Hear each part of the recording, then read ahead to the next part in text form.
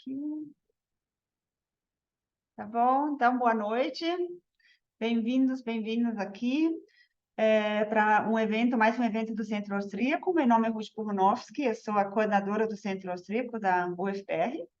E eu estou muito feliz com esse evento aqui hoje, com a presença da escritora Sara Habassak, aqui, que vai conversar com minha querida Gisele Everspecher, que também já vai se apresentar, vai apresentar a Sara, e eu desejo a todos um ótimo evento na literatura austro-brasileira aqui, no espaço literário entre a Áustria e o Brasil. Gisele. Muito obrigada, Ruth, pela apresentação e obrigada pelo convite. Para mim também é uma alegria poder descobrir mais literatura contemporânea. A Ruth é minha orientadora de doutorado e sabe que eu gosto muito de ler mulheres que escrevem hoje. Então foi um prazer para mim conhecer a literatura da Sara e poder participar do evento hoje. A Sara, então, atualmente mora no Brasil, já tem uns 5 anos, e é diretora de transformação urbana da Cooperação Brasil-Alemanha, Deutsche Gesellschaft für internationale Zusammenarbeit, e mora em Brasília. Mas a Sara nasceu em Viena, já morou em vários países e veio parar aqui, então, por conta do trabalho, e também escreveu o livro O que Desejaram. Deixa eu compartilhar aqui a capa para vocês verem. É para falar disso que ela está aqui hoje, né, na realidade. Esse aqui é o primeiro livro dela e é um livro que foi escrito tanto em português quanto em alemão, que é uma das coisas que a gente também vai conversar daqui a pouco. E ele conta principalmente a história de 4 mulheres que estão procurando o seu espaço, e esse espaço pode ser tanto um espaço geográfico ou um espaço metafórico, né? Um espaço de vida, onde agir, né? Elas são divididas em 2 países, na Áustria e na Índia, e estão em momentos diferentes da vida, estão em conflitos diferentes também, mas o que une elas é que todas elas são amigas ou conhecidas ou têm uma relação familiar com uma das personagens, que é a Clara, que então acaba sendo essa figura central na narrativa. Eu gostei muito da capa, inclusive, Sara, porque eu acho que mostra bem essas 4 mulheres muito diferentes e, né, cada uma vivendo o seu momento. E eu queria começar, então, te perguntando como que veio, assim, essa história? Como que veio a necessidade de contar a história dessas 4 mulheres? Como que surgiu isso para você e esse impulso de querer escrever essa história? Olá, boa noite.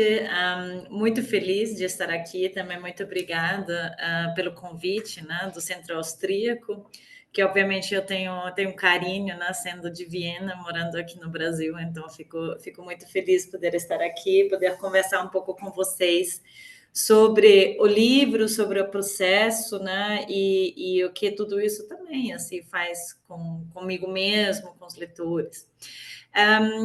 Assim, eu acho que tem duas respostas para essa pergunta. Obviamente, mais imediata, como se criou o livro, mas eu acho que, por outro lado, obviamente, ao longo da minha história, ao longo da minha vida, eu encontrei com muitas mulheres que me marcaram bastante, né? A minha avó, que é a Ana, né? Para quem esse livro é dedicado, tanto a minha mãe, assim, a geração de mulheres na minha família, mas muito cedo eu me mudei para o México, me mudei para a Índia, né, onde eu encontrei mulheres em contextos tão diferentes, tão distintos, e, ao mesmo tempo, com desafios, com conflitos parecidos, na verdade, né? Assim, onde tem esses pontos de encontro entre todas nós. E também no meu trabalho, né, uma grande parte do meu trabalho é o fortalecimento de mulheres lideranças, né, nas cidades, nas comunidades. E eu acho que eu tinha, por muito tempo, várias personagens na minha cabeça, né? Várias personagens que se criaram, histórias que eu senti, eu quero contar essa história, né? Eu acho que eu estou até que quase devendo, né, um espaço na literatura para várias dessas mulheres que eu encontrei. Mas o grande desafio foi o que você faz quando você tem um monte de personagens, cenas na cabeça, mas o que às vezes falta é um enredo, né? Então é a história que você quer contar, né? Então, como você conecta essas personagens, uma história que cativa, espero que cative, né? Os leitores. E aí, outra questão, né, que surgiu muito foi assim, toda essa discussão, por um lado, o que acontece? Todos nós temos os nossos desejos, temos as nossas ideias, os nossos sonhos, e a gente muitas vezes acha, se eu vou realizar tal coisa, né? Aí vou resolver a vida, vou ficar alegre, vou ficar assim, aí as coisas vão se resolver. Mas muitas vezes não acontece assim, né? Muitas vezes a gente alcança objetivos, consegue realizar sonhos, mas essa grande felicidade é muito curta ou não se instala porque não tem essa correlação direta, né, entre a nossa felicidade e o que acontece, o que a gente atinge. Muitas vezes também porque tem as nossas histórias, tem até que as histórias das mulheres do nosso passado que carregamos junto conosco, né? E aí surgiu um pouco essa ideia de acompanhar 4 mulheres em contextos muito diferentes, em idades diferentes, né, em situações diferentes, buscando essas soluções, né? Buscando essa liberação de várias coisas e brincar um pouco com essa ideia, o que acontece se isso não resolve tudo. E no outro lado, assim, no outro momento também tem um discurso muito forte atualmente, né, sobre, não sei se vocês viram, né, sobre a carga de mulheres, imagens de mulheres, e não sei o que, muitas vezes tem essa exigência de nós, de somos todas guerreiras, né, então todas somos fortes, todos conseguimos alcançar não sei quanto, e no mesmo tempo a gente está sofrendo, né? Porque assim, essa exigência nossa, né? De sempre conseguir funcionar, de sempre sobrepassar, e qualquer desafio, qualquer discriminação, qualquer desigualdade, só nos faz mais forte, mas eu duvido um pouco, né? Porque tem um elemento muito íntimo, muito pessoal, de tristeza, de não achar o seu lugar, de não conseguir, que eu queria explorar um pouco com esse livro, com essa história. Eu achei interessante você já mencionar que você duvida um pouco dessa imagem toda, porque tem a ver com a minha segunda pergunta, que é justamente porque esses conflitos que elas têm, alguns são em relação à maternidade, em relação a relacionamentos amorosos ou relacionamentos de família, em relação ao trabalho e a posição delas no trabalho, posição da mulher na sociedade, o que é esperado delas pela sociedade ao redor delas, né? Mas elas vão para um caminho um pouco pessimista, talvez, que é um pouco dessa coisa do duvidar que você falou, né? De duvidar que tem que ser assim, que é realmente assim, e que isso não tem um impacto psicológico ou emocional nas mulheres, né? Talvez você já tenha respondido um pouco a minha pergunta, mas como que você vê esse papel hoje, né? Então, você já comentou que é um lugar de muita pressão, né? De ter que conseguir fazer tudo, mas você pode ampliar um pouquinho e talvez mencionar, inclusive, a experiência que você teve nos países diferentes e como que você vê isso. É muito interessante, né? Assim, essa leitura, né? Que é um livro pessimista, né? Porque isso foi um pouco um medo até que eu tinha, né? Porque quando eu desenhei, né, o enredo, a história, eu falei, nossa, eu não posso escrever isso. Nossa, é muito assim, porque também até dentro de mim tem um pouco essa necessidade de criar assim, fins felizes, não criar essas imagens, essas personagens grandes, né? Mas, no mesmo tempo, eu acho que tem interpretações muito diferentes. Eu conversei com várias pessoas, né? E ao fim das contas, e talvez para as pessoas aqui que não conhecem o livro, né? Talvez tenho que explicar um pouco, né? Porque pessimista, porque também se trata da escolha de algumas dessas mulheres de se suicidar, né? Então, de tomar esse passo, de tomar essa decisão que para nós, né, na nossa sociedade, é uma decisão que é pouco falada, que tem muito estigma, tem muito tabu, né? Então, como você escreve sobre uma escolha assim, sem glorificar nada, mas também sem tirar a agência das mulheres? Eu acho que isso para mim foi muito importante, que essa é uma decisão delas não necessariamente só de um lugar de sofrimento, mas um lugar de tomada de decisão, né? Até que o suicídio não necessariamente é só um ato literal, né? Mas um ato transformativo de dizer em algumas coisas eu não quero participar mais, né? Obviamente na literatura você brinca com isso, né? Você usa imagens, né?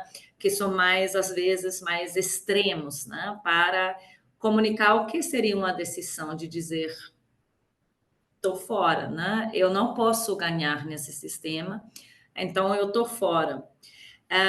Mas eu acho que também cabe muito a cada um que lê o livro de decidir, né, como entender isso. Mas eu queria aí também, né, Gisele, você tinha me pedido talvez ler alguns trechos para ter alguma sensação disso. E aí eu queria ler 2 trechos, porque tem 4 personagens, né? E os capítulos do livro acompanham sempre uma personagem mais que outra, né? Então tem muitas mudanças de tempo, de lugar, ao longo dos capítulos para oferecer a possibilidade de acompanhar as mulheres de perto, né? E aí eu queria ler um trechinho, né? De uma das mulheres, quando ela digamos, uns 30 anos, assim, 35, na verdade, já tem filhos, né? Casada, e quando ela toma a decisão. Se tudo bem, eu leria agora esses 2 trechos para também entender um pouco essa dinâmica. Então, essa mulher é a Christine, né? E ela casou, tem filhos, né? Mora aí na casa dos sogros, né? E aí, esse é um trecho que, na verdade, para todos saberem, foi a primeira cena do livro que eu escrevi, mesmo que não é o começo do livro, né? Mas então vou ler aqui para vocês, né? Quando teve certeza de que nenhuma das crianças voltaria de repente, porque mais uma vez havia esquecido o lanche, o caderno ou bolsa de ginástica, Christine subiu lentamente as escadas até o primeiro andar. Passou pelo quarto das 2 meninas mais velhas que não podiam ser mais diferentes, pelo banheiro com a banheira onde adorava tomar banho à noite, quando todos estavam adormecidos, até que parou brevemente na porta do seu quarto. A porta estava semi-aberta, permitindo ver a varanda, ao lado de cama de casal, no qual Christine dormia, e a mesinha de cabeceira trazida da casa dos seus pais. A varanda era feita de uma madeira linda, toda escura, madeira que ela, mais uma vez, havia esquecido qual era. O marido construirá ele mesmo a varanda com as próprias ferramentas que estavam espalhadas em uma bagunça completa no porão. Ele soube manusear a madeira, reconhecer as qualidades de cada prancha e criar, peça por peça, móveis e espaços em que todos se sentiam confortáveis. Nem Christine conseguia escapar da beleza e do carinho da marcenaria do marido. Abriu a porta aos poucos até poder ver a cama do casal, inteira ainda desarrumada. Os 2 cobertores estavam separados no colchão, um pouco mexidos da noite anterior. Os cobertores não haviam se tocado a noite toda, e mesmo já de manhã, nenhuma ponta se encostava. Fechou a porta atrás dela, como se não estivesse sozinha, e passo a passo caminhou em direção à cama que dividia com o marido todas as noites. Olhou debaixo do colchão, onde, graças ao sol da manhã, entrando pela porta da varanda, a mala marrom apareceu. Abaixou-se, pegou a alça com a mão direita e puxou com cuidado, como se a mala pudesse quebrar. Quase não havia poeira na peça de couro marrom costurada com perfeição. Christine levou a mala consigo para a vida de caçada, assim como a mesinha de cabeceira. Não custou barato quando a comprou em uma pequena loja não muito longe da aldeia dos seus pais, antes de receber seu primeiro salário. Era a mala em que colocou as poucas roupas que tinha na época e os 2 pares de sapatos favoritos para se mudar para uma pequena cidade a 60 quilômetros da vila onde cresceu. A cidade onde o primeiro emprego como professora esperava. Arrumou a mesma mala quando se mudou para a vila do marido, após o casamento. já com mais algumas peças de roupa e uma pequena coleção de sapatos, marrom, pretos, creme, azuis escuros e até mesmo um par muito lindo de couro verde garrafa. Os sapatos de couro verde garrafa foram a primeira coisa que viu quando abriu a mala naquela manhã, como fazia todas as quintas-feiras. Soltou a alça com cuidado e o fecho de metal cinza escuro com quase algum prazer. Na frente de Cristina estava a mala aberta com 3 conjuntos de blazers e saia, um pijama, os sapatos de couro verde garrafa, um par de sapatos pretos e uma bolsa para os cosméticos. Comprou os cosméticos e o pijama havia 2 anos, quando preparou a bagagem e a colocou sobre a cama. Era um dia de julho, ainda se lembrava do suor que escorria lentamente pela testa. Queria fugir para longe do marido, para longe da sensação de não ser suficiente, para longe da sensação de estar exposta. Conseguiu chegar até a porta do quarto. Aí, vamos avançar um pouco no tempo e estamos com ela anos depois, morando sozinha em uma casa, e aí tomando essa decisão.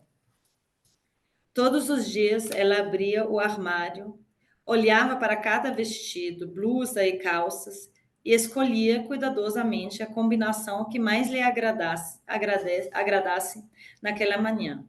No último dia da sua vida, não mudou nada na rotina.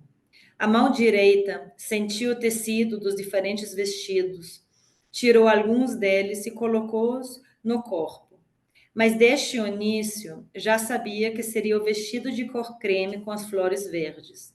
As flores eram quase da mesma cor que a água do lago quando o sol brilhava. Naquela manhã, o sol brilhava. Imaginava como a saia larga do vestido deslizaria sobre ela à medida que entrasse na água. A cabeça flutuaria no meio das flores antes de deixá-la afundar. Desistiu de usar meias, queria sentir a água nas pernas. No banheiro, com os belos azulejos, secou o cabelo e escolheu brincos no porta-joias. Não colocou maquiagem, não queria parecer um palhaço quando fosse encontrada após alguns dias. Por último, mas não menos importante, tirou os sapatos de couro verde garrafa do estante que tinha conseguido montar sozinha. Os sapatos ainda serviam. Na mesa da cozinha, acendeu um cigarro. Demorou exatamente 4 minutos e 35 segundos para fumá-lo em paz. Tinha cronometrado essa duração quando fumou secretamente pela primeira vez na sala da caldeira do porão da casa em St. Baumgart. Sempre aos 4 minutos e 35 segundos que pertenciam apenas a ela. Apagou o cigarro no cinzeiro que a neta esperta havia dado a ela no dia seguinte ao 60º aniversário, para que não tivesse de abrir o presente na frente da família reunida. Antes de sair, atirou o cigarro no lixo fora de casa, lavou e arrumou o cinzeiro na prateleira da cozinha e fechou todas as janelas. Trancou a porta, sentou-se no carro e ligou o motor. Dirigiu até o lago.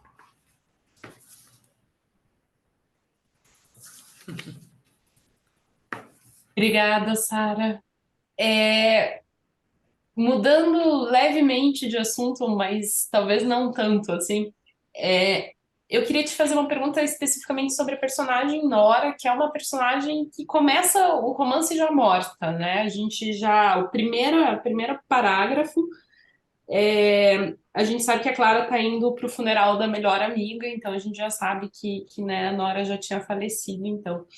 E eu fiquei muito pensando na Nora do Ibsen, né, da peça Casa de Bonecas, da peça de 1879, que é uma peça que marcou a época, quando o Ibsen leva para o palco um drama familiar, em que a Nora pega dinheiro emprestado para poder ajudar a família, poder ajudar o marido. Quando o marido descobre isso, ele fica ofendido, porque não é o papel de uma mulher tomar esse tipo de decisão. E ela fica ofendida por, né, ela ter feito tudo isso para ajudar, no fim das contas, e ainda não ser reconhecida, né?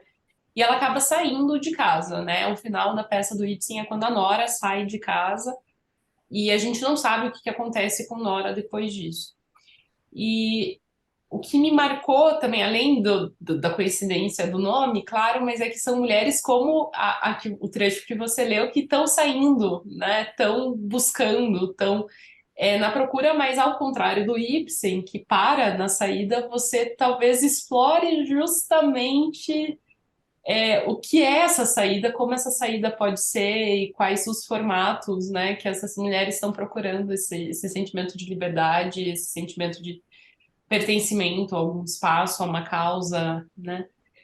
E eu queria saber se você pensou nisso, se você pensou na Nora e quais foram as outras referências também que você trouxe, quais são os seus autores favoritos, o que você gosta de ler. Hum. Interessante, porque muito, eu acho muito legal nas associações das diferentes pessoas lendo o livro. Eu não tinha pensado no Ibsen, mas no mesmo tempo eu acho que o nome da Nora não surgiu por acaso, porque quando eu achei um dos exercícios mais interessantes, né, escolher nomes para suas personagens, né? E eu acho que não sei, eu acho que tem uma certa memória cultural coletiva, né? Mesmo que eu não estava ciente disso, mas Nora é um nome conflitivo, né? Não é um nome que tem leveza em alemão, por exemplo, assim, no contexto que eu conheço, sabe, não sei, eu imagino que no português também tem, né? Tem nomes que tem muita leveza, tem nomes que tem muita doçura, tem nomes que você talvez pense em pessoas que gostam de aprontar, né? E tem alguma coisa a ver com a sonoridade do nome, né? Então, obviamente, né, eu acho que essas influências existem, né? O nome Parvati eu selecionei com muito cuidado também. Aí fica mais complicado, porque você tem que conhecer um pouco mais do contexto, né, cultural no qual você escreve, né? Parvati é um nome religioso, né? Como quase todos os nomes em hindi, mas essa especificamente é um nome religioso que mostra um pouco a abordagem da família dela, né? Assim, qual é o nome que eles estão dando, é o nome da esposa do Shiva, né? Então um nome de uma mulher casada e tudo, né? Então é um trabalho importante. Às vezes você tem ciência disso, às vezes não. Mas ao mesmo tempo eu acho que também escrevendo, como pessoa que também eu também gosto de ler muito, né? Às vezes assim, achar o seu estilo, achar a sua forma de contar, né? Mas obviamente, né? De onde você pega as coisas são das suas referências, né? Literárias. E aí eu acho que tem bastante, né? Assim, de livros que me marcaram, obviamente, tem uma grande literatura austríaca e a tendência do filme, da cultura, da literatura austríaca, assim, não todo, mas é meio escura, não é uma literatura muito levinha, fofinha, felicinha, né? Assim, isso não são palavras que você conecta muito com a Áustria, né? Assim, às vezes a gente gosta de vender essa imagem no turismo, mas em geral, na nossa produção cultural, temos um lado muito escuro, né? Temos um lado também de humor ácido. Então, tem momentos no livro também que eu vivencio isso um pouco, assim, o humor vieniense, né? Que obviamente, o grande Thomas Bernhard, né? Que levou isso ao nível, né? Mas também Peter Handke e outras pessoas, né? O que me marcou muito foi, com certeza, a literatura da Áustria pós a Segunda Guerra Mundial, né, que tinha muito a ver com um olhar um pouco crítico, né, para as fronteiras nacionais, para nacionalismo, para identidades, para a opressão, né? Qual é o conceito de lar, de casa, né? Em um contexto onde o nacionalismo levou a umas coisas mais cruéis que você pode imaginar, e isso foi uma busca na identidade, uma busca também, um engajamento com o lado escuro da nossa história como sociedade, né? Então, isso tem com certeza a ver. Eu li muita literatura contemporânea do Japão, que eu gosto bastante, né? Assim, obviamente tem os grandes, né? Haruki Murakami, Banana Yoshimoto, mas tem a Yoko Ogawa, por exemplo, né? Que também explora muito essa questão do pertencimento, da solidão, né? Tanto externa como interna, que sempre foi um tema que me fascinou muito, porque eu acho que são experiências emocionais nossas, né? Assim, eu sou uma pessoa razoavelmente social, né? Razoavelmente com a rede boa, e mesmo assim, né? Como pode ser que você sente essa solidão, sente esse certo vazio, essa falta de pertencimento, e aí eu acho que e, no mesmo tempo, a literatura contemporânea indiana, que tinha muito a ver com, obviamente, a grande Arundhati Roy, com Deus das Coisas Pequenas, né? Mas aí tem uma bateria de outros autores, né?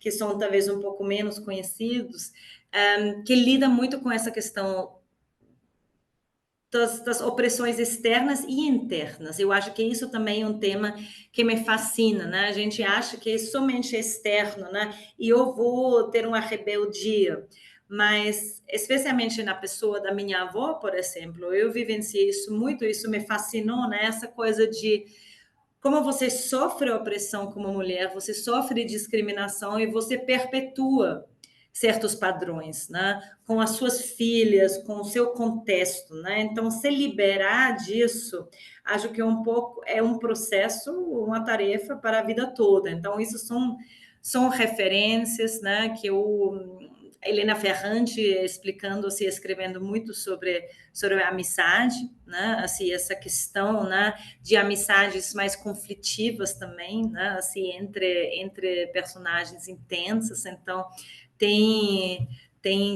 assim, tem inúmeras, e uma referência que eu gosto de dar, e já vou parar com as referências, mas tem um autor que me marcou profundamente, se chama Rafik Chami. Eu não sei se ele já foi traduzido para português, para o espanhol, sim.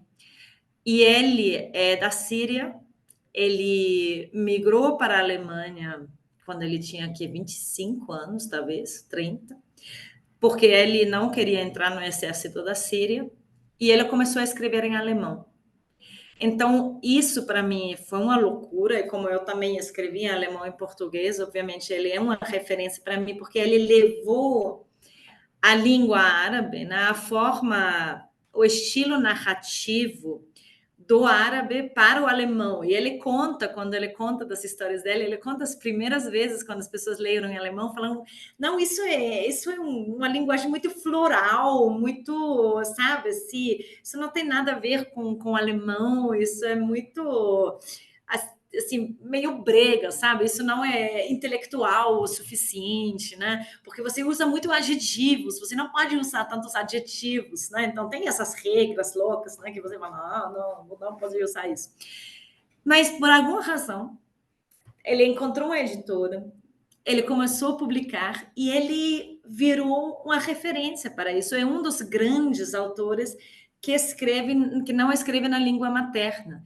E quando ele faz eventos contando as histórias dele, ele conta em alemão e as anotações dele são em árabe.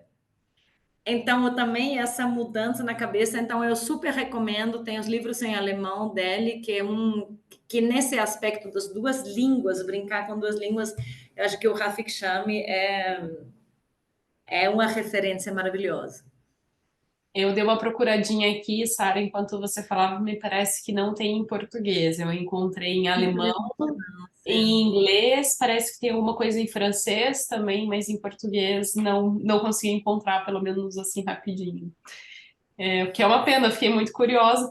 Você conhece a Yoko Tawada? Ela também escreve em japonês e alemão.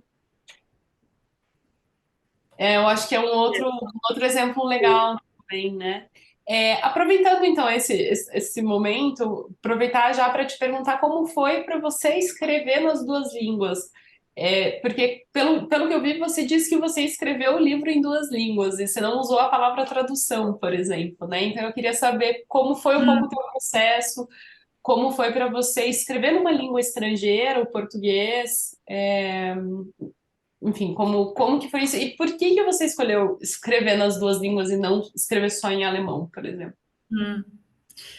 Isso nem tem uma história tão incrível, é uma história muito prática por parte, né? Porque eu fazia parte de um grupo de criação literária, né? Assim, criativa, assim, com a autora brasileira e um grupo de brasileiros durante a pandemia. Então, nesse tempo, eu tinha um ano no Brasil, né? Assim, eu vivia um ano no Brasil, foi 2020, maio, junho, alguma coisa assim.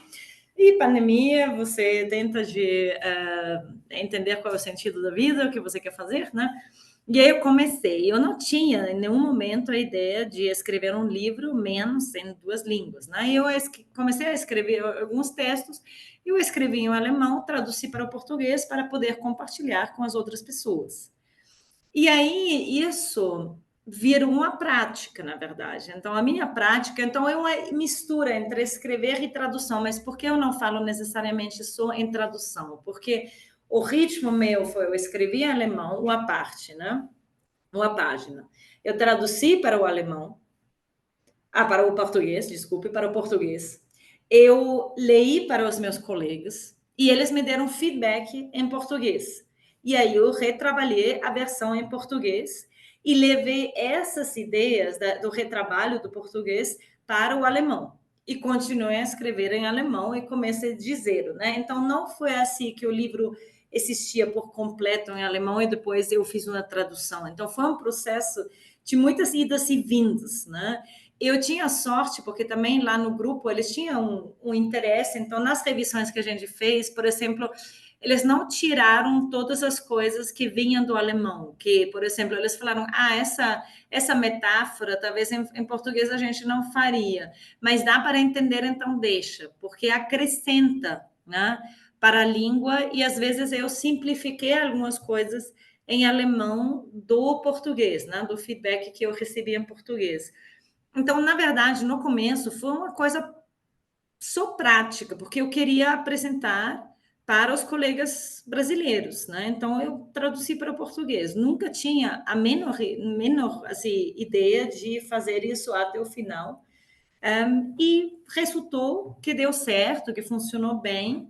E hoje tem os livros nas duas línguas. E eu fiz também, porque eu acho que isso também é importante explicar, né? Que quando eu terminei o livro, eu passei para dois autores brasileiros para fazer uma leitura crítica, né? E aí mudou de novo, mudaram várias coisas, né? Então, se você fala alemão e português, você vai ler os dois livros, não vai ser 100% a mesma coisa, porque eu acho que tradução, a escrita em duas línguas faz isso impossível, né? Então, foi um pouco essa abordagem, mas é engraçado, eu já publiquei em português, mas ainda não publiquei em alemão, porque tem uma editora aqui no Brasil, mas na Áustria, na Alemanha ainda não. Então, é engraçado, né? Assim, como as coisas se dão. Tomara que consiga logo, vamos ficar na torcida.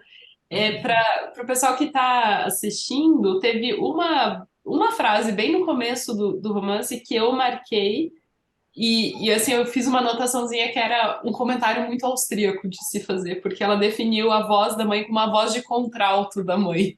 E é uma coisa, por exemplo, que a gente eu acho que raramente diria. Eu diria a voz grossa, alguma coisa assim, mas não diria a voz de contralto.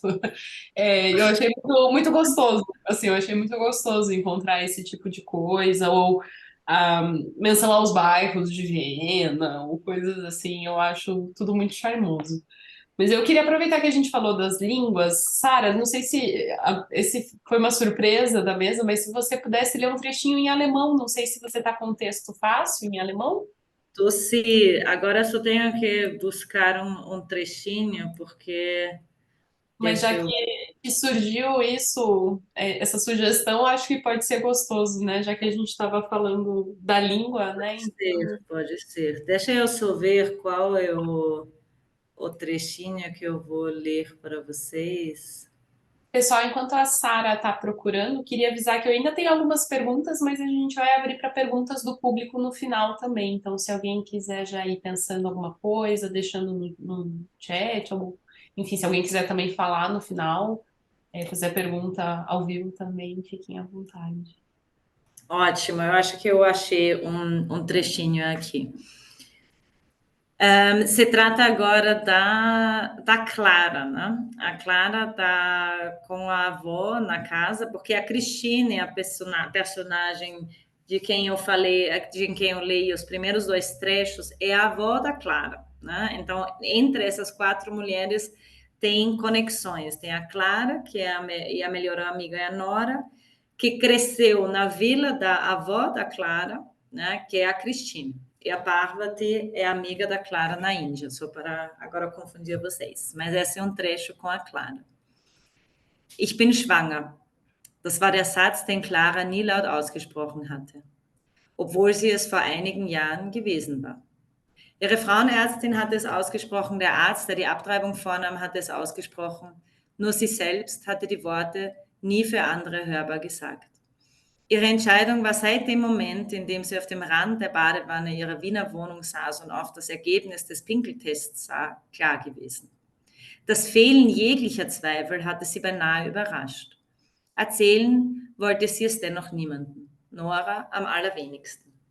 Selbst dem Vater des Kindes hätte sie diese Information am liebsten vorenthalten, da es eine lästige, emotionale Unruhe in ihre sonst so ausgeglichene Nichtbeziehung brachte. Er war 15 Jahre älter als sie, war mindestens 2 Köpfe größer und hatte starke, breite Schultern, sodass er sie wunderbar durch die Wohnung tragen konnte, jedes Mal, wenn sie ihn mit einem unschuldigen Lächeln darum bat. Wenn sie ihm eine Geschichte erzählte, unterbrach er sie nie, ließ seinen Blick zwischen ihren Augen, ihrem Mund und ihren Händen hin und her schweifen, um sie ganz wahrzunehmen, und lachte bei den witzigen Passagen so sehr, dass seine grauen Haare durcheinander kamen. Wenn sie ihn ansah, war sie erfüllt von angenehmer Zuneigung und von der Gewissheit, dass sie sich nie in ihn verlieben würde. Und das lag nicht daran, dass er verheiratet war. Zum damaligen Zeitpunkt ihres Lebens, wenige Monate nach der Trennung von Konstantin und 1 Jahr bevor sie nach Indien ziehen sollte, war er der perfekte Mann. Er meinte, das Kind zu wollen, begann von Scheidung zu sprechen und sah darin ein Zeichen, dass es an der Zeit war, ihre Nichtbeziehung zu überdenken und sich füreinander zu entscheiden. Nichts lag Clara ferner. Bereut hatte sie die Entscheidung nie. Vergessen auch nicht. Monate nach der Abtreibung, zu der sie der perfekte Mann mit den breiten Schultern und den grauen Haaren trotz ihrer unterschiedlichen Meinungen begleitete, räumte sie gemeinsam mit ihrer Großmutter den Geschirrspüler im Haus in St. Baumgarten ein. Christine Sommer korrigierte gerade die vermeintliche Unordnung, die Clara beim Einordnen der Gläser verursacht hatte, als ihre Enkeltochter fast beiläufig sagte: Oma, ich hätte dieses Jahr fast ein Kind bekommen. Die Großmutter schlichtete weiter die Gläser ein. Clara fügte leise hinzu: Aber ich habe mich dagegen entschieden. Schweigend schloss Christine Sommer den Geschirrspüler, ging ins Vorzimmer, um aus ihrer schwarzen Handtasche ihr Portemonnaie zu holen. Zwischen der Kreditkarte und dem Führerschein fischte sie einen zerfransten handgeschriebenen Zettel hervor, auf dem ein Datum, eine Uhrzeit und eine Adresse eines Arztes aus der nächstgrößeren Stadt stand. Sie deutete auf das Papier und sagte: Das war das Kind, das ich nicht bekommen habe.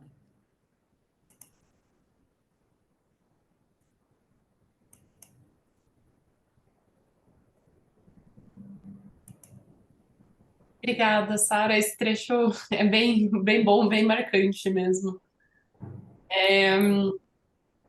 Difícil continuar a mesa depois disso, mas enfim, você comentou das referências de outros países, né, que você já leu.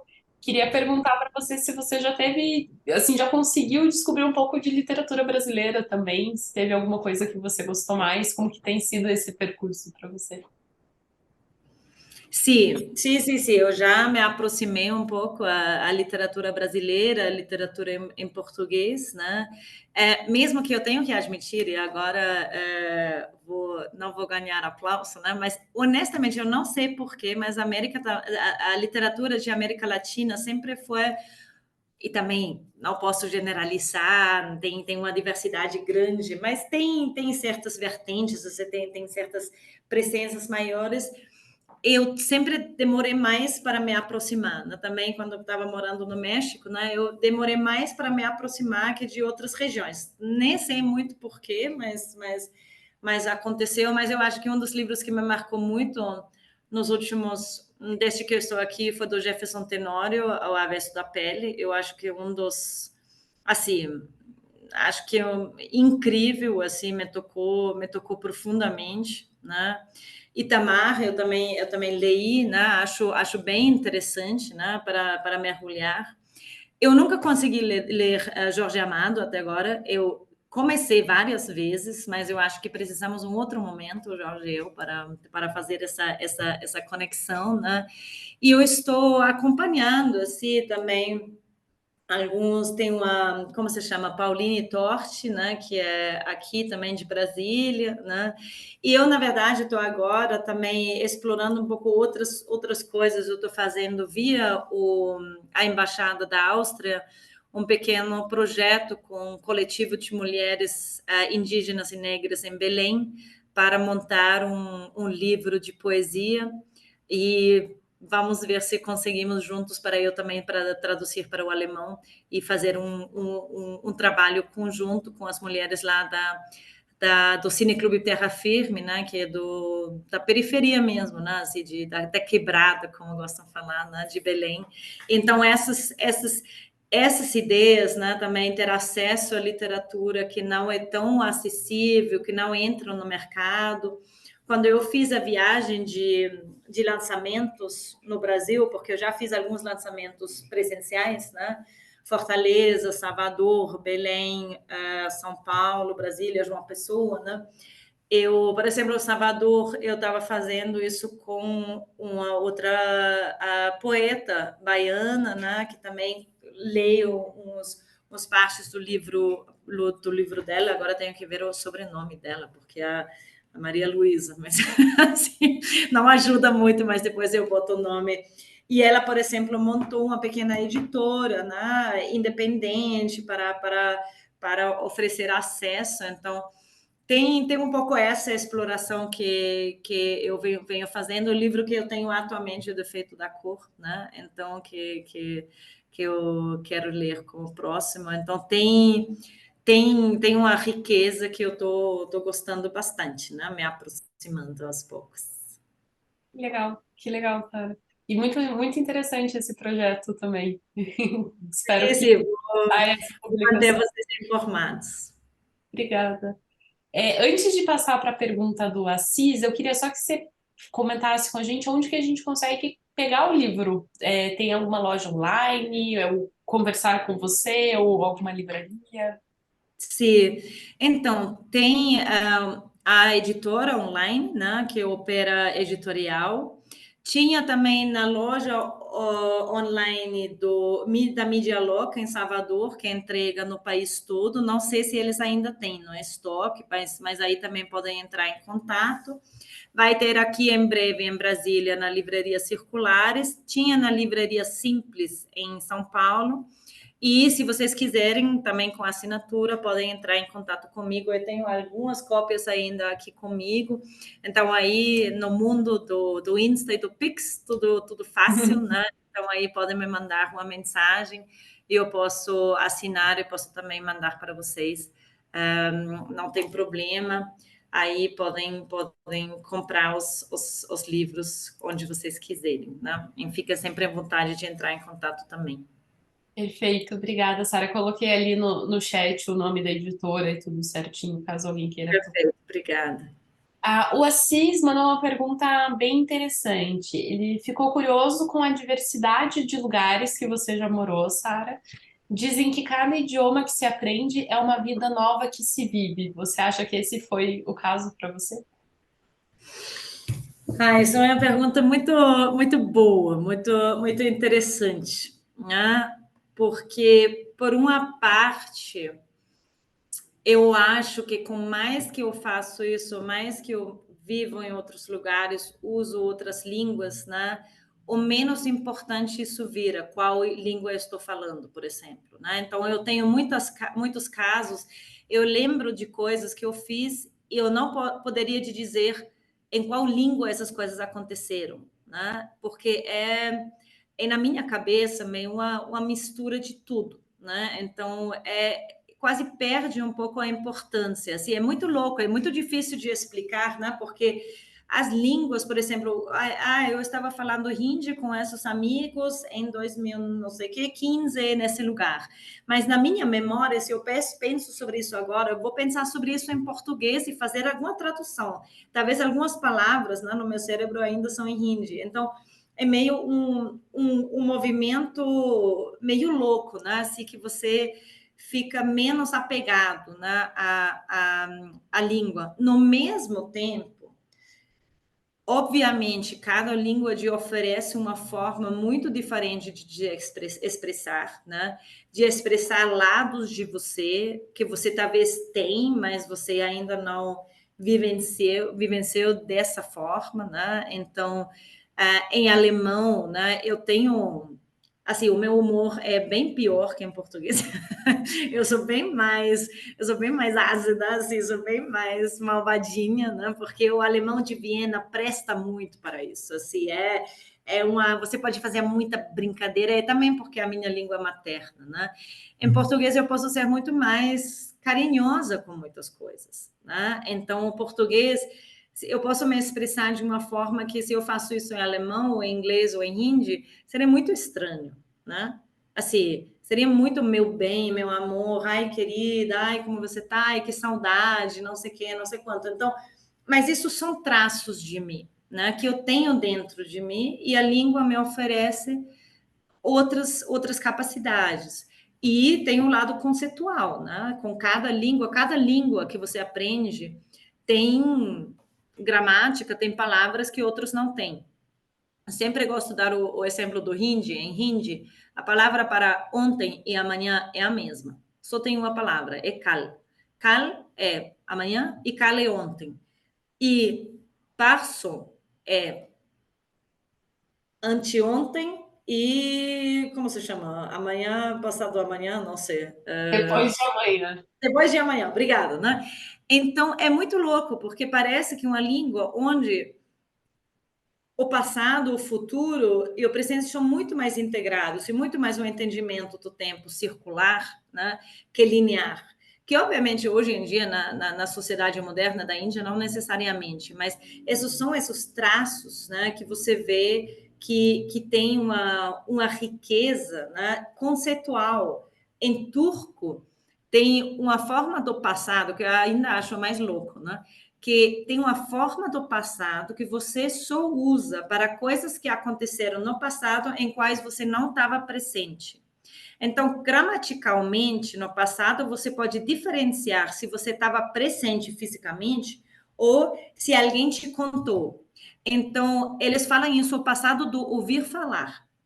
Porque você não estava. Então, todos os livros de história em turco são escritos nessa forma do passado. Então, fica na forma gramatical que você usa, fica claro para todos os seus ouvintes se isso é alguma coisa que você participou ou se é uma coisa que alguém te contou que aconteceu.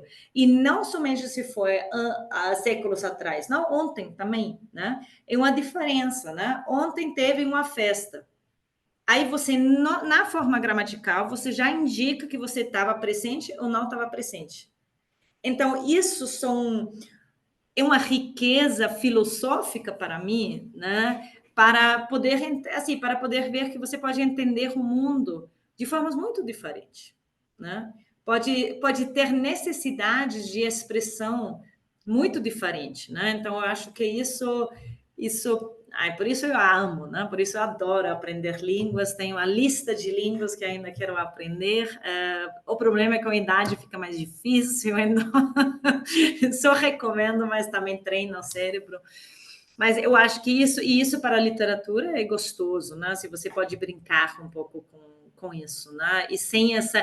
E a gente está entrando agora também nas discussões, por exemplo, na Áustria e na Alemanha, tem muita discussão sobre acesso ao mercado literário para pessoas que escrevem alemão, mas que não têm alemão como língua materna, porque Alemães austríacos, às vezes, são meio snobs com a língua, né? Então, ai, não, você tem que ser a língua materna para poder escrever, mas isso está se abrindo, né? Então, esse foco total que tudo tem que ser 100% correto gramaticalmente, né, do uso das palavras, eu sinto que está se abrindo, e isso eu acho que é um ganho para a literatura, não é uma perda. Concordo com você. Pessoal, minha última pergunta, depois disso passo para quem mais quiser fazer perguntas. Uma coisa que eu notei, Sara, no teu livro também, é que o espaço é muito importante, não só na descrição das casas, quartos, os espaços físicos das personagens, mas também em que cidade elas estão, em que momento, né? Então, algumas personagens vêm de uma cidade muito pequena, no interior da Áustria, tem um momento de se mudar para Viena, isso já representar uma mudança na vida delas. A gente ainda tem Nova Delhi, daí sim uma cidade gigantesca, né? Uma cidade bem maior e outras experiências. A cidade pequena, ela assume um pouco essa ideia de confinamento para algumas dessas personagens, né? E a cidade grande tem essa expectativa de liberdade também.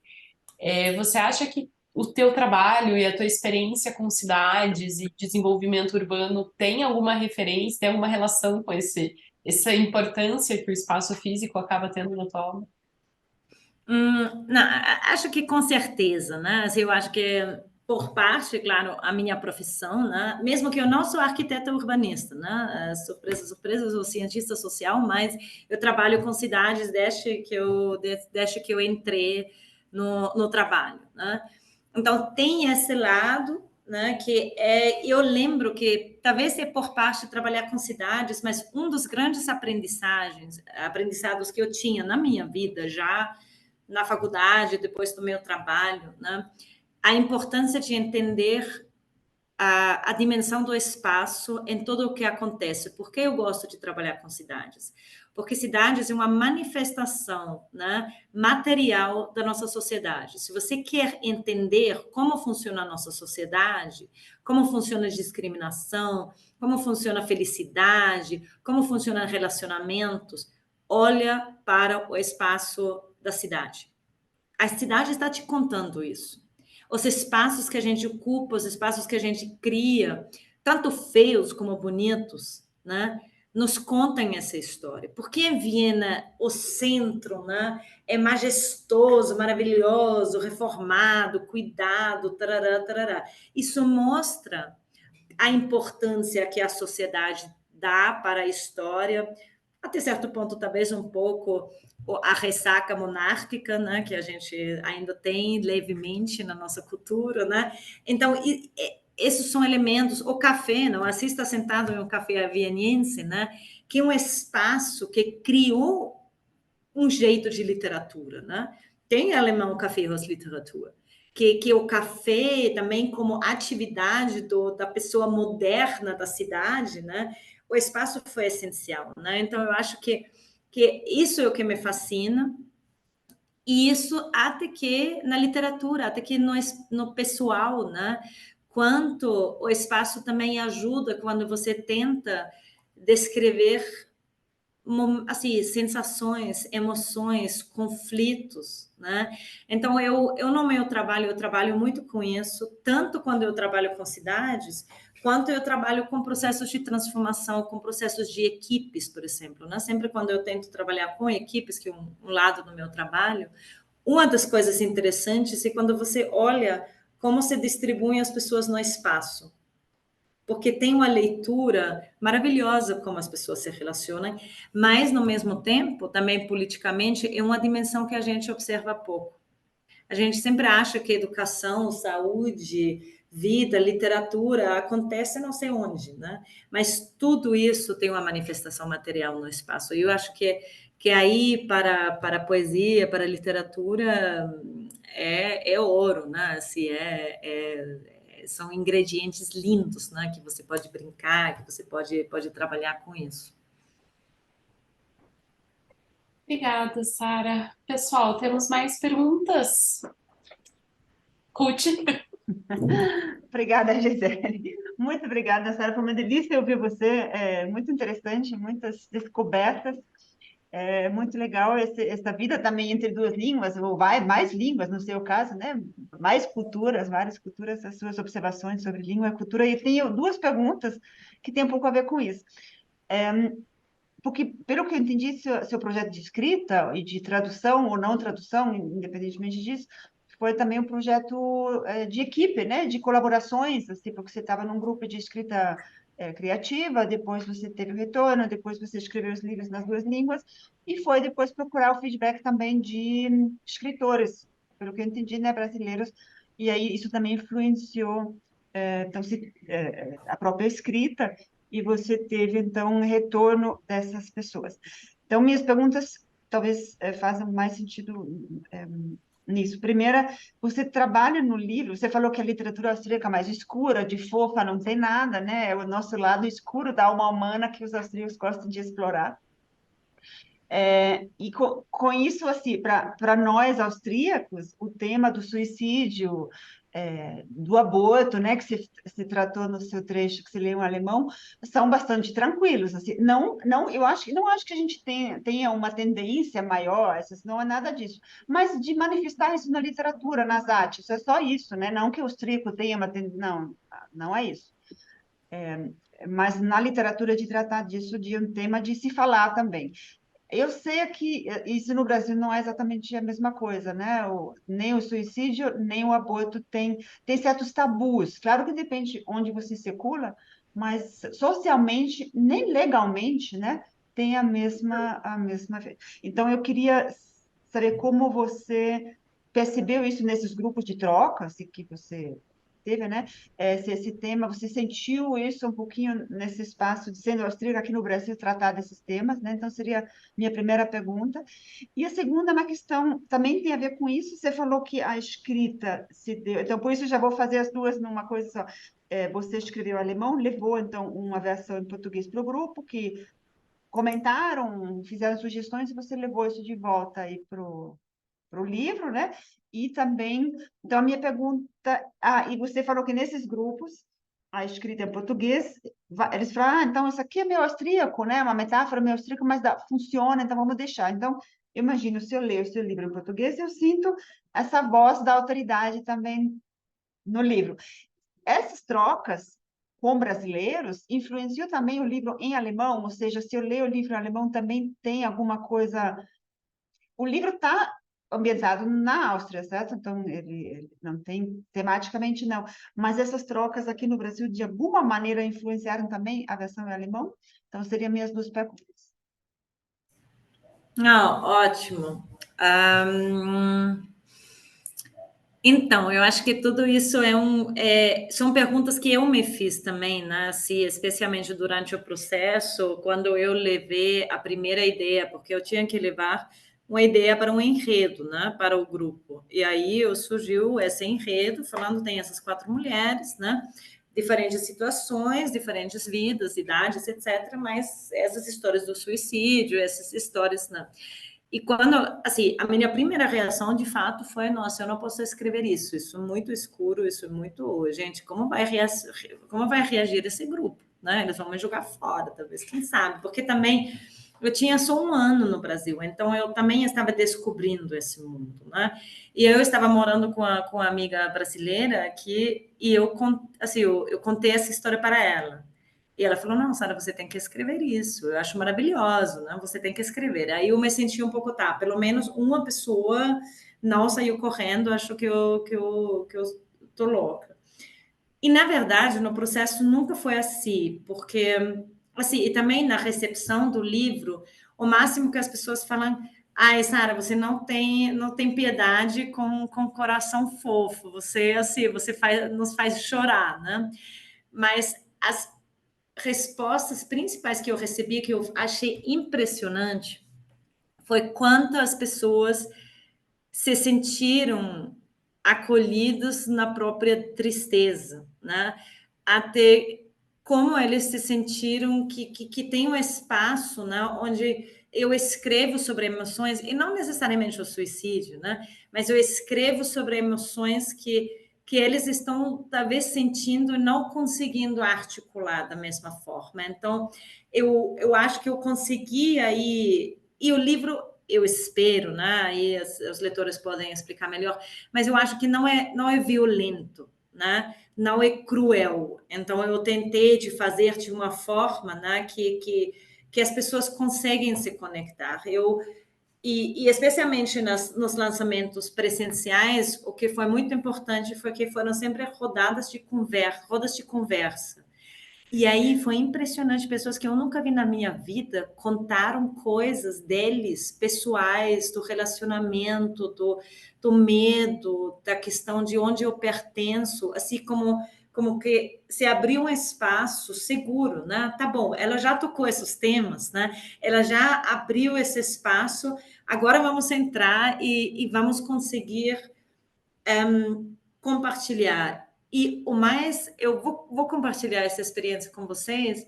Uma das coisas que mais me tocou foi uma mulher que comprou o livro, depois me escreveu uma mensagem que ela comprou o livro, não sabia se ela ia conseguir ler, porque poucos meses antes morreu o irmão dela, assim, de repente, assim, foi absolutamente inesperado, um cara de 40 e poucos anos.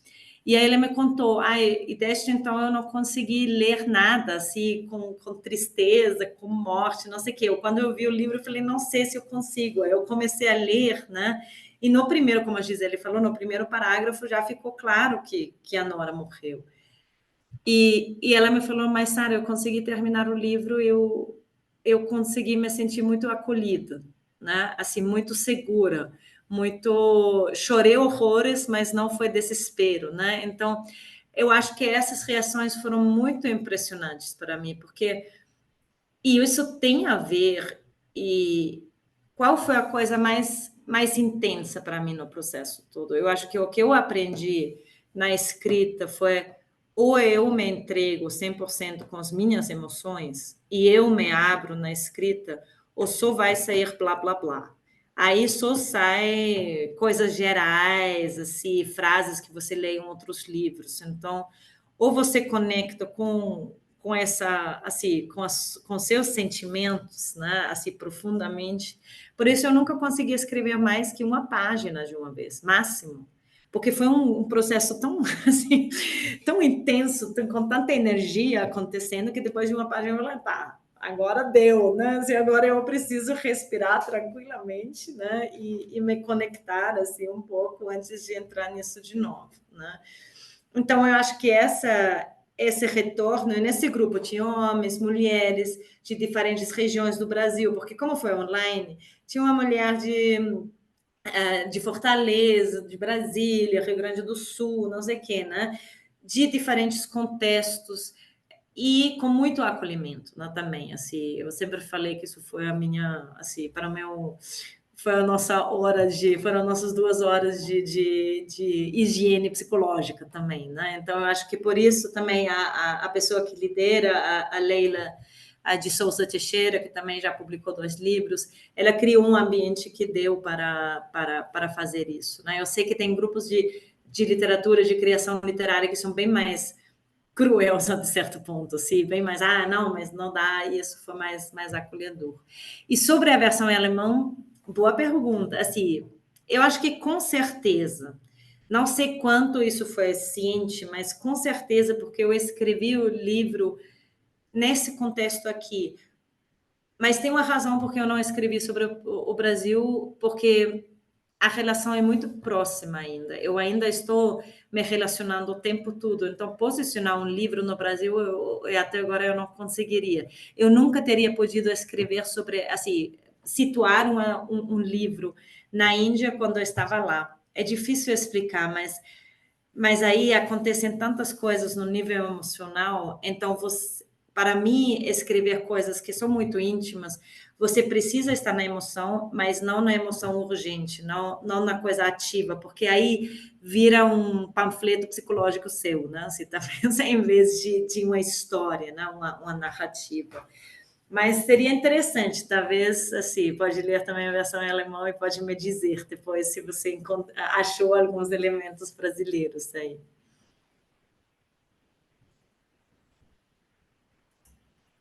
Mais alguma pergunta?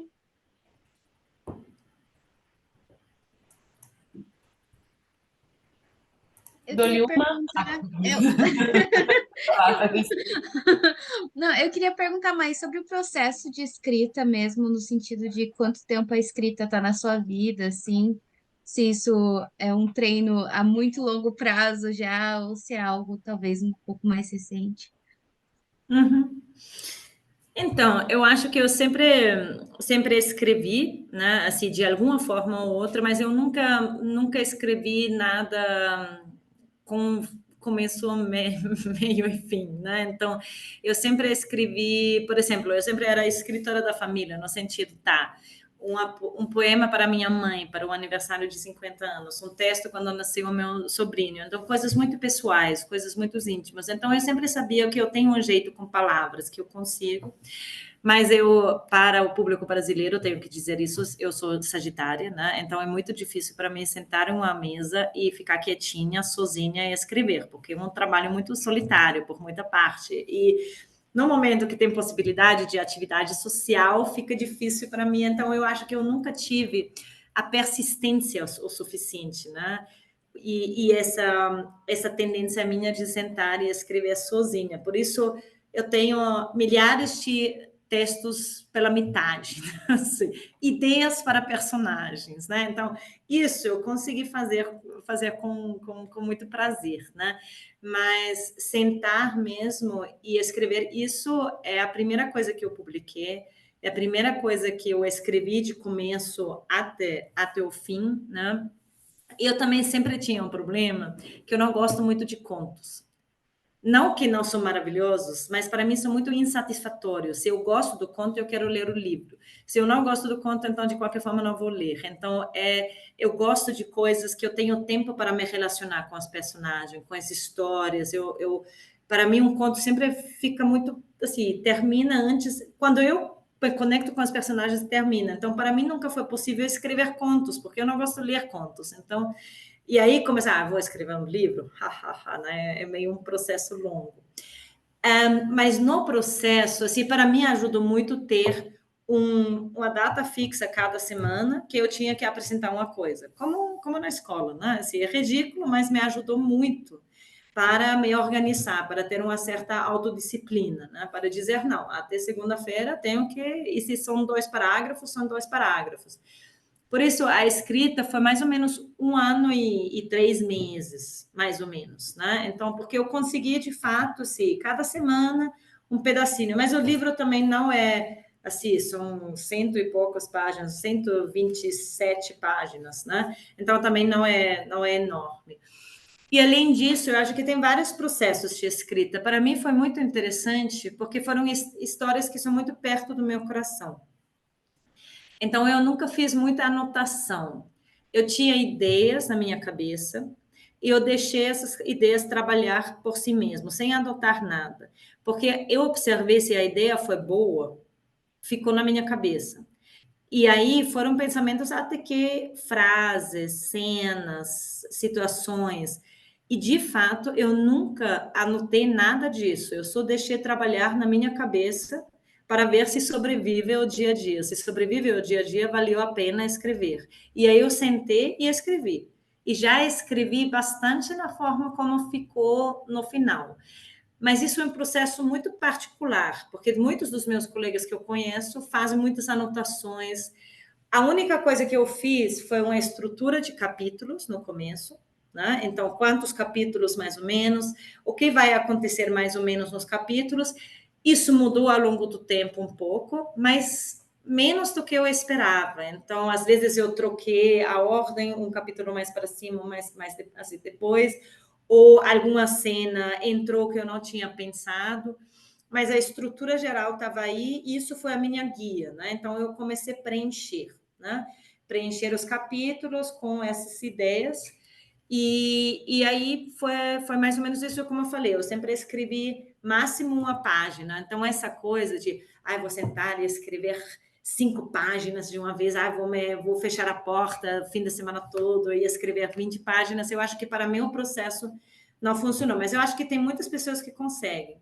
Agora que eu estou brincando um pouco aí atrás, vocês não veem muito bem, mas eu estou brincando um pouco com uma nova ideia na minha cabeça, que é um pouco mais longe da minha realidade, né? Que é um pouco menos perto do meu coração.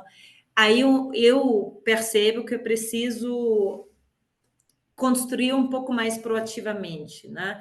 Estruturar melhor, criar os personagens assim, aí eu anoto um pouco mais, né? Mas também ainda não sei se eu vou escrever essa história ou não, ainda não me convenceu assim. Vamos ver o que sai. Obrigada. Temos mais alguma pergunta?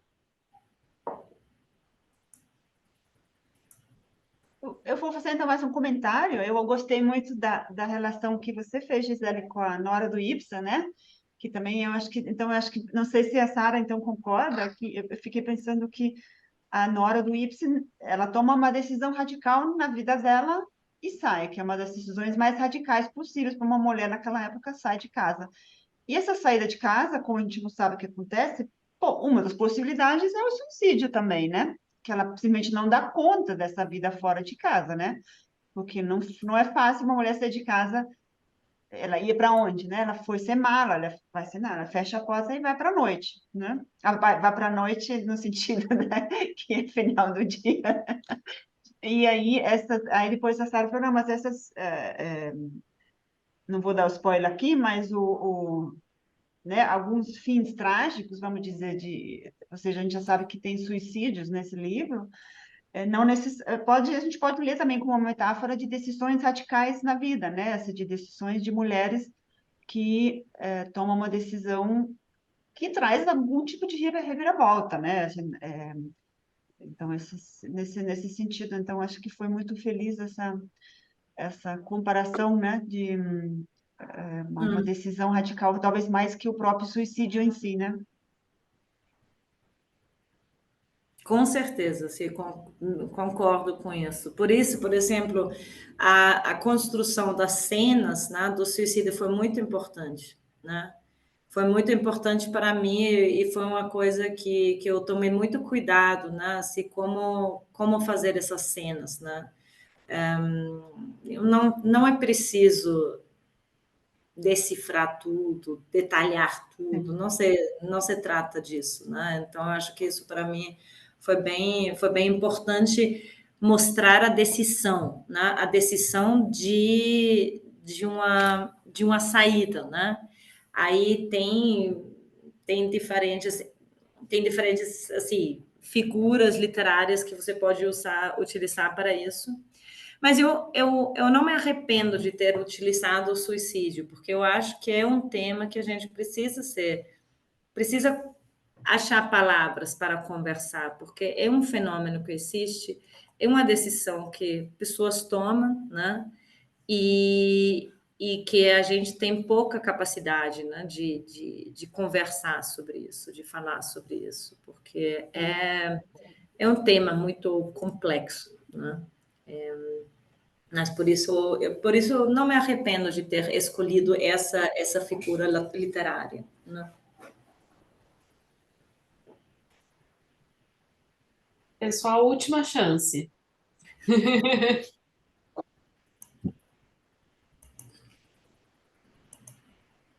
Isso, então, eu acho, pessoal. Ruth, posso Vamos, encerrar? tá, Então, eu vou encerrar, a última palavra é minha, Gisele. então, tá bom. Eu só, depois dessa, eu só agradeço. Sara, obrigada. Foi um prazer conhecer seu livro, e foi um prazer conversar e te conhecer aqui. E Ruth, pode dar a sua última palavra. Fica à vontade. Tá bom, Gisele, vou usar minha autoridade como orientadora ainda aqui. Não, eu queria agradecer também tanto a Sara por ter aceito o nosso convite, né, de conversar com o livro, de a gente agora disponibilizar essa conversa também, né, foi muito gostoso. E queria agradecer também a Gisele por ter aceitado o convite, né, de mediar essa conversa, fazer essa conversa, que ninguém melhor que a Gisele para fazer isso. Então, muito obrigada a vocês duas, e espero que vocês tenham gostado. Eu vou, então, encerrar agora, no primeiro momento, a nossa gravação aqui. Como se faz?